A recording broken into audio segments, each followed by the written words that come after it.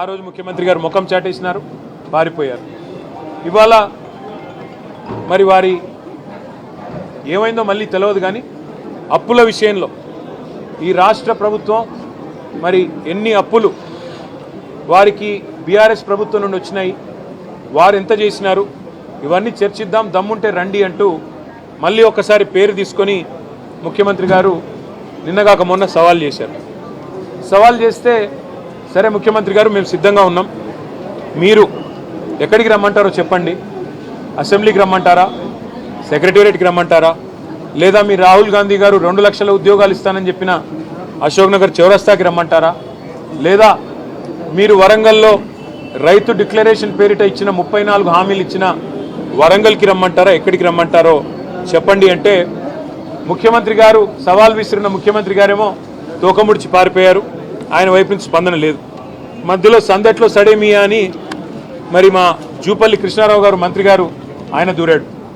ఆయన దూరి నేను వస్తున్నా రేపు పొద్దున 11 గంటలకి తెలంగాణ భవన్కే వస్తున్నా, మీ ఇంటికే వస్తున్నా, మీ ఆఫీస్కే వస్తున్నా అని చాలా పెద్ద పెద్ద ప్రకటనలు ఈయన చేసినట్టుగా పత్రికల్లో చూశాం. మేమందరం కూడా ఉదయం 10 గంటలకే వచ్చి కూర్చున్నాం. జూపల్లి గారు వస్తే శాలువా కప్పి స్వాగతం పలికి ఆ తర్వాత పత్రికల సమక్షంలో మాట్లాడదాం జూపల్లి గారితో, అన్ని విషయాలు రాష్ట్ర ప్రజలు కూడా చూస్తారు. గౌరవ మంత్రి గారు మరి ముఖ్యమంత్రి గారు పంపితేనే వస్తున్నాడని మేము అనుకున్నాం. మరి ఆయన రాలేదు, ముఖం చాటేసినాడు. ఇప్పుడు ఎక్కడో కూర్చొని మళ్ళీ సేమ్ డైలాగులు, మళ్ళీ చేతగానుడికి మాటలు ఎక్కువ అని, సవాల్ స్వీకరించే సత్తా లేదు, ఇచ్చిన మాట నిలబెట్టుకునే తెలివి లేదు, మళ్ళీ ఎక్కడో కూర్చుని పనికిమాలిన డైలాగులు కొడతా ఉన్నారు. మరొక వైపు మా నాయకులు మాజీ ఆర్థిక మంత్రి గౌరవ డిప్యూటీ లీడర్ హరీష్ రావు గారు సంక్షేమ శాఖలో 2000 కోట్ల కుంభకోణం జరిగింది అని చెప్పి ఆరోపణ చేస్తే దాని మీద 3 మంత్రులు మేము వస్తున్నాం గన్ పార్క్కి దమ్ముంటే రండి అన్నారు. ఇక్కడ హరీష్ రావు గారు బయలుదేరితే మరి వాళ్ళే పోలీసు వాళ్ళకి ఫోన్ చేసి మరి భయపడ్డారేమో. ఎక్కడ హరీష్ రావు గారు, మా నాయకులు, మా శ్రీనివాస్ గౌడ్ గారు, మా ఆర్ఎస్ ప్రవీణ్ కుమార్ గారు ఎక్కడ మళ్ళీ వచ్చి వాస్తవాలు చెప్తే ప్రజల ముందు పరువు పోతుందని ఇక్కడ మా తెలంగాణ భవన్లో బయలుదేరిన మరుక్షణంలోనే పోలీసుల చేత అరెస్టు చేయించి ఇప్పుడు కంచన్బాగ్ పోలీస్ స్టేషన్కి తీసుకొని పోతా ఉన్నారండి. నేను రాష్ట్ర మంత్రులను అడుగుతా ఉన్నా. ఒక మంత్రి ఏమో తెలంగాణ భవన్కి వస్తా అంటాడు, పారిపోతాడు. 3 మంత్రులేమో రండి గన్ పార్క్ అంటారు. మా వాళ్ళు గన్ పార్క్ బయలుదేరితే మా నాయకులు మీరు మమ్మల్ని అరెస్టు చేయిస్తారు. ఇంత భయం ఎందుకు? చేతనైతే అసెంబ్లీ పెట్టండి, కావాలంటే ఒకరోజు అసెంబ్లీ ప్రత్యేక సమావేశం పెట్టండి, పెట్టి అప్పులేదు. ఎందుకంటే అక్కడన్నా కనీసం మీకు స్పీకర్ గారు మీకు రక్షణగా ఉంటారు. మాకు ఎట్లాగో మైక్ ఇవ్వకుండా మీకే మైక్ ఇచ్చి 1కి 10 సార్లు ఎట్లాగో మీకు బయట మాతో బహిరంగ వేదికల మీద కానీ బహిరంగంగా మీడియా ముందు కానీ చర్చించే దమ్ము ఈ ప్రభుత్వానికి లేదు, ముఖ్యమంత్రికి లేదు, మంత్రులకు లేదు. పిరికి పందలు, చేతగాని దద్దమ్మలు అనే మాట తేలిపోయింది. కాబట్టి ఈ చేతగాని వాళ్ళు సవాళ్ళు ఎందుకు వేయాలా, సవాళ్ళు ఎందుకు విసిరాలా, ఎందుకు మాట్లాడాలా గొంతులు పెంచుకుని? శాతనైతే ముఖ్యమంత్రి గారు, మంత్రులకు నేను చెప్తా ఉన్నా, కనీసం స్పీకర్ గారు మీకు రక్షణ గోడ లాగుండే, రక్షణ కవచం లాగుండే అసెంబ్లీ అన్న పెట్టండి. పెట్టి మాకు మైక్ కట్ చేయకుండా మాకు గంట అవకాశం ఇవ్వండి. మీరు కావాలంటే 5 గంటలు మాట్లాడుకోండి, మేము వద్దంటలేదు. ఎవరేంటో ప్రజలు చూస్తారు, ఎవరు చెప్పేదానిలో వాస్తవం ఉందో ప్రజలే తెలుస్తారు. అంతేగాని ఈ చేతగాని డైలాగులు, మళ్ళీ చేతగాని సవాళ్ళు విసిరి పారిపోవడం, దీనివల్ల ప్రజాక్షేత్రంలో మీ డొల్లతనం, ప్రజాక్షేత్రంలో మీ అసమర్థత, మీ అవినీతి మళ్ళొకసారి మీది మీరే చెప్పుకున్నట్టు అయిందని చెప్పి కూడా తెలియజేస్తూ, ఇవాళ చాలామంది పిల్లలు, దాదాపు ఒక 100 మంది పిల్లలు, అందరూ కూడా పోలీస్ కానిస్టేబుల్ ఉద్యోగాల కోసం ప్రిపేర్ అవుతున్న పిల్లలు, గ్రామీణ ప్రాంతాల నుంచి, జిల్లాల నుంచి ఇక్కడికి వచ్చి దిల్సుఖ్ నగర్లో మరి వాళ్ళ తల్లిదండ్రి కష్టపడి నెలకొక 4-5 వేల రూపాయలు పంపిస్తే అందులో అవస్థలు పడుతూ పీజీ అకామిడేషన్లలో ఉంటూ, వర్కింగ్ విమెన్స్ హాస్టళ్లలో ఉంటూ, చుట్టాల ఇళ్లలో ఉంటూ అవస్థలు పడుతూ ప్రిపేర్ అవుతున్న పిల్లలు ఇవాళ తెలంగాణ భవన్కి వచ్చారు. వచ్చి వారందరూ చెప్పింది ఏమంటే, అన్న మీ ప్రభుత్వం ఉన్నప్పుడు ఆనాడు మీరు మొత్తం 9.5 ఏళ్లలో పోలీస్ నోటిఫికేషన్లు మీరు 46,600 ఉద్యోగాలకు మీరు పోలీస్ నోటిఫికేషన్లు ఇచ్చారు. 2016లో ఇచ్చినప్పుడు 9,281 పోస్టులకు ఇచ్చినారు. సబ్ ఇన్స్పెక్టర్లు 539 మందికి ఇచ్చారు.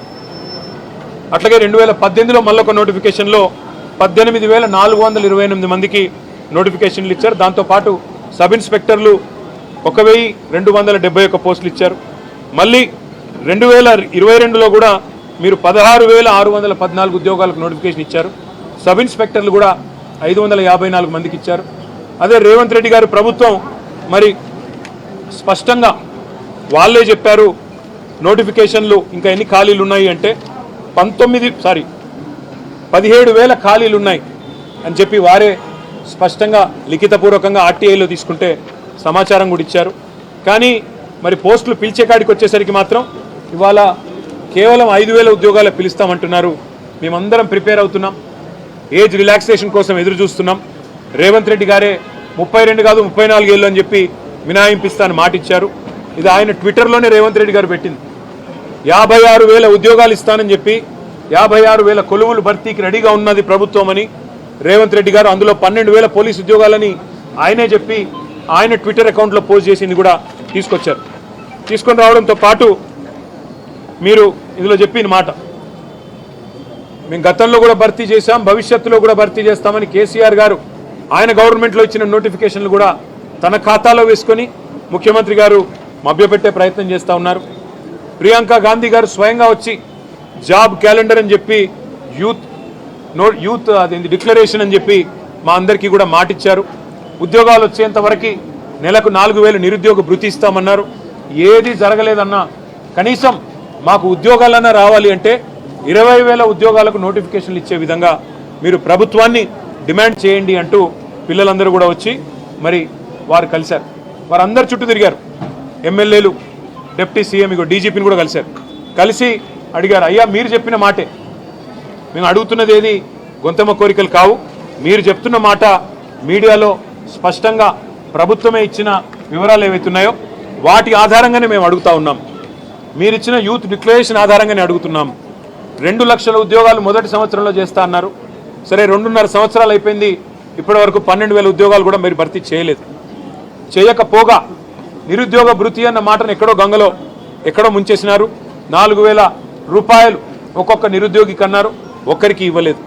కనీసం మేము 4 ఏళ్లుగా శిక్షణ పొందుతున్నాం, మా తల్లి తండ్రి అవస్థలు పడి మమ్మల్ని హైదరాబాద్లో ఇక్కడ ఉంచి నెల నెల డబ్బులు పంపి మా కొడుకు లేదా మా కూతురు గవర్నమెంట్ ఉద్యోగం వస్తే ఒక సామాజిక భద్రత, సమాజంలో ఒక గౌరవం ఉంటుంది, భవిష్యత్తు బాగుంటుందన్న ఉద్దేశంతో మమ్మల్ని కష్టపడి చదివిస్తున్నారు. ముఖ్యమంత్రి గారేమో నిన్నగాక మొన్న శిల్పకళా వేదికలో మాట్లాడుతూ ఎండ్రిందాగి చావండి అని కూడా అడ్డగోలుగా మాట్లాడుతూ ఉన్నారు. మాకు లేని ఆలోచన, మమ్మల్ని లేనిపోని విధంగా రెచ్చగొట్టే విధంగా మాట్లాడుతున్నాడు. ఉద్యోగాల నోటిఫికేషన్ల విషయంలో మీరు ప్రభుత్వాన్ని డిమాండ్ చేయండి. 20,000 ఉద్యోగాలు కానిస్టేబుల్ల ఉద్యోగాల భర్తీకి ప్రభుత్వం వెంటనే చర్యలు తీసుకునే విధంగా మీరు మా తరపున పత్రికలతో మాట్లాడండి, పత్రికా ముఖంగా మీరు ప్రభుత్వానికి విజ్ఞప్తి చేయండి, ఉత్తరం రాయండి, అన్ని ఖాళీలు అన్ని వివరాలతో వారికి విజ్ఞప్తి చేయండి, అసెంబ్లీలో కూడా ప్రశ్నించండి అంటూ వాళ్ళందరూ కూడా ఇవాళ మమ్మల్ని కలవడానికి వచ్చారు. వారికి నేను చెప్పింది ఒకటే, కేసీఆర్ గారి ప్రభుత్వం 9.5 సంవత్సరాల్లో 95% మనం స్థానికులకే ఉద్యోగ అవకాశాలు కల్పించే విధంగా భారతదేశంలోని 28 రాష్ట్రాల్లో ఏ రాష్ట్రంలో లేని విధంగా విద్యలో ఉపాధి అవకాశాల్లో ప్రభుత్వ కొలువుల్లో 95% స్థానికులకే రిజర్వేషన్ కల్పించిన ఒకే ఒక్క ప్రభుత్వం కేసీఆర్ గారి ప్రభుత్వం. అట్లాగే 2,32,000 ఉద్యోగాలు మధ్యలో 2 ఏళ్ళు కరోనా వచ్చిన సంవత్సరంన్నర ఈ కొత్త జోనల్ వ్యవస్థ తేవడానికి 95% రిజర్వేషన్లు తేవడానికి ఇబ్బంది కలిగిన ఉన్న మిగతా 6 ఏళ్ల కాలంలో మరి 2,32,000 ఉద్యోగాల భర్తీకి నోటిఫికేషన్లు ఇచ్చింది కేసీఆర్ గారి ప్రభుత్వం. అందులో 1,60,000 ఉద్యోగాలు భర్తీ చేసింది కేసీఆర్ ప్రభుత్వం. దాదాపు 46,000 పైచీలకు పోలీసు ఉద్యోగాలు భర్తీ చేసింది కేసీఆర్ ప్రభుత్వం. మరి మీ కోరిక మేరకు వారిని రాష్ట్ర ప్రభుత్వాన్ని కూడా మేము తప్పకుండా అడుగుతాం. అడిగి మరి వారు దిగి వచ్చేదాకా మీతో మేము కూడా ఉంటాం. నన్ను వాళ్ళు దిల్సుఖ్ నగర్ కూడా రమ్మని ఆహ్వానించారు.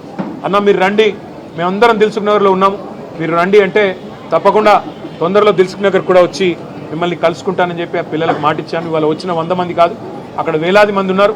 వారందరినీ కలుస్తాం.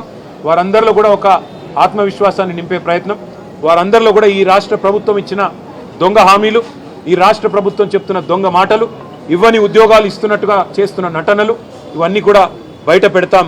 ఈ చేతగాని అసమర్థ ప్రభుత్వం దిగిపోయేదాకా వారితో పాటు భుజం భుజం కలిపి ముందుకు నడుస్తామని చెప్పి మీకు తెలియజేస్తూ ఇప్పుడు కొంతమంది పిల్లలు కూడా జూపల్లి కృష్ణారావు వచ్చిండు మిమ్మల్ని మీ భావన